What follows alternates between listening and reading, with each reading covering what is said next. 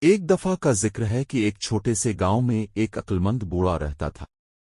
وہ اپنی حکمت اور رحمدلی کے لیے مشہور تھا۔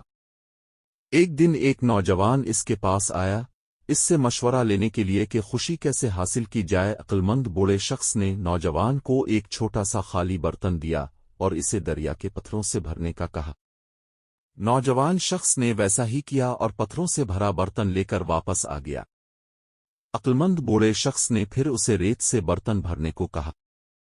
نوجوان لڑکا حیران تھا، لیکن پتھروں کے درمیان خلا کو بھرتے ہوئے برتن میں ریت ڈالنے میں کامیاب ہو گیا۔ آخر کار بوڑھے عقلمند شخص نے گھڑے میں پانی ڈالنے کو کہا۔ نوجوان شخص نے ایسا ہی کیا اور باقی جگہوں کو پانی نے بھر دیا۔ بوڑھے شخص نے مسکراتے ہوئے کہا، جار آپ کی زندگی کی نمائندگی کرتا ہے۔ پتھر اہم چیزیں ہیں، آپ کا خاندان، صحت اور جذبات۔ ریت چھوٹی چیزیں ہیں اور پانی معمولی چیزیں ہیں۔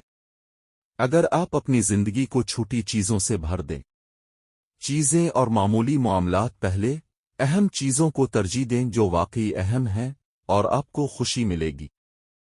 نوجوان شخص نے بوڑھے آدمی کا شکریہ ادا کیا اور ایک مکمل زندگی گزارنے کے بارے میں ایک نئی سمجھ کے ساتھ روانہ ہوا۔ کہانی کا اخلاق یہ ہے کہ زندگی میں اہم چیزوں کو ترجیح دی جائے اور چھوٹی چھوٹی باتوں میں اپنا سارا وقت اور توانائی ضائع نہ ہونے دیں۔